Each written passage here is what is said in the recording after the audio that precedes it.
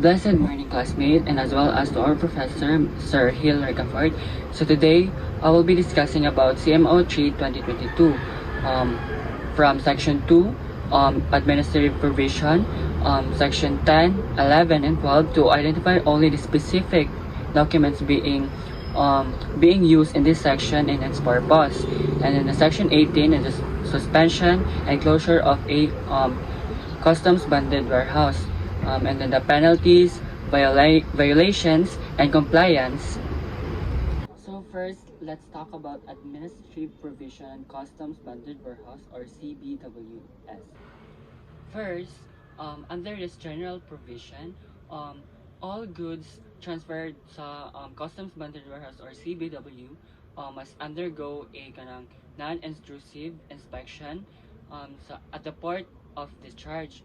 This means that the goods are checked through X-ray scanning unless they are under alert order or chosen for physical inspection.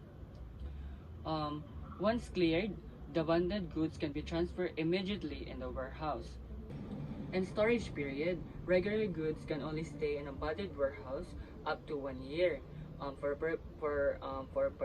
Perishable goods naman is like food, the limit is kanang 3 months. But this can be extended for another 3 months. So, bali 6 months siya tanan. If maghatag ka requested in a written permission. So in allowable importations, they only kanang ma-approve lang ng mga raw materials is like nang nakalisted sa warehouse license can be imported including the quantity, measurement, and the specific client and users.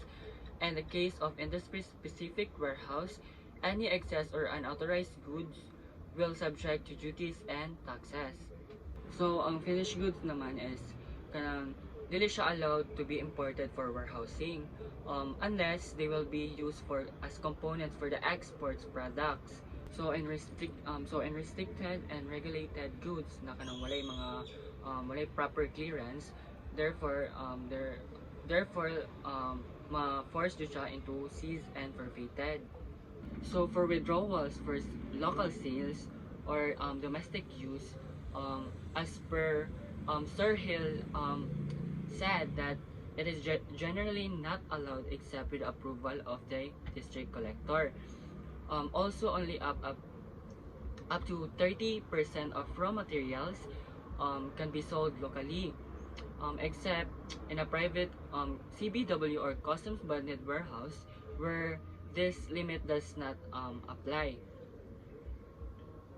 So in withdrawal for subcontracting, so kaning na-mention ni Sir Hill sa CM0 So CBW or a customs bonded warehouse operator may withdraw a bonded goods and allow a subcontractor to process them in its facilities are lacking. But of course, with the approval of the subcontraction must be fully accredited. After processing, all finished product and vestiges must be returned to the customs bonded